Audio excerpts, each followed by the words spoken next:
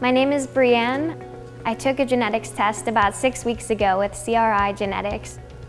And today coming in, I'm a little nervous, but I'm also really excited.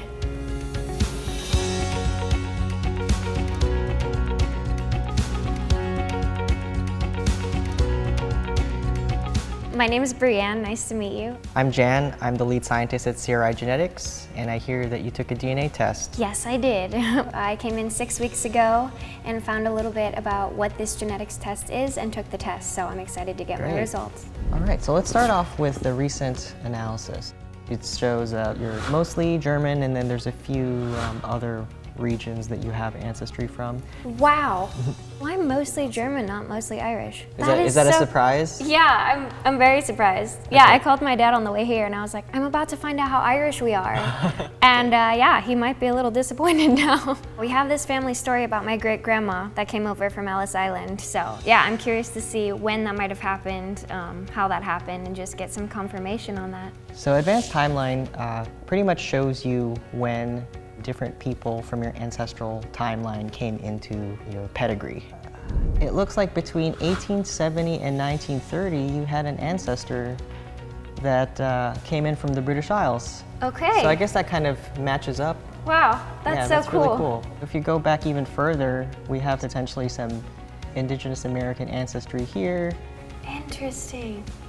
And maybe some ancestry from South Asia even. Oh my goodness. Yeah, this really shows how everybody has a little piece of all the different ancestries in the world.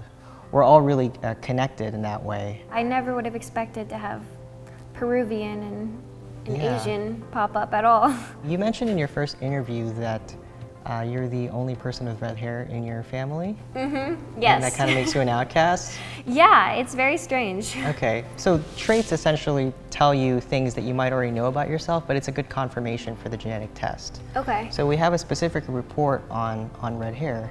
So why don't we go ahead and look at that and see. That's crazy. We have a lot of different reports here.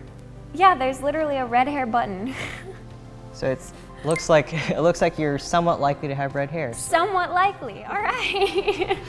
I will take that as a confirmation. Telomere length. So it looks like you have likely longer telomere length. So telomere length is linked to somebody's longevity. My great-grandpa on my mom's side lived till he was like 97, 98, oh, really? I believe. Yeah, so yeah. Yeah, so longevity is certainly genetic. Okay, so interesting. I guess I better get ready for a long life. Let's go ahead and move on to photosensitivity. Okay, that'll be interesting since I'm so pale.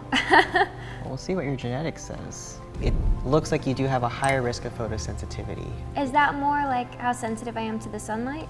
Yes, it's how sensitive your skin is to the sunlight, okay. how likely your skin will experience photo damage. So because you know that you have a higher risk of it, just make sure that you wear sunscreen and you wear hats and things like that. I think because of your red hair and your ancestry from Europe, that's probably why you have enhanced photosensitivity, so that's just a good thing to keep in mind. So you're telling me that because my ancestors lived somewhere hundreds of years ago where the sun didn't reach them as much, it's still affecting me today? Yeah, that's really the beauty of genetics and taking a DNA test, is that not only are you going to learn about your ancestry, but you're also going to learn about what you can do about your health today and tomorrow.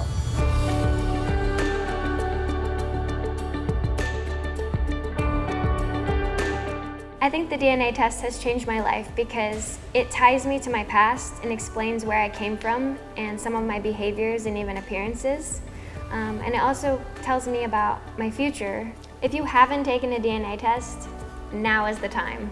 I highly suggest CRI Genetics.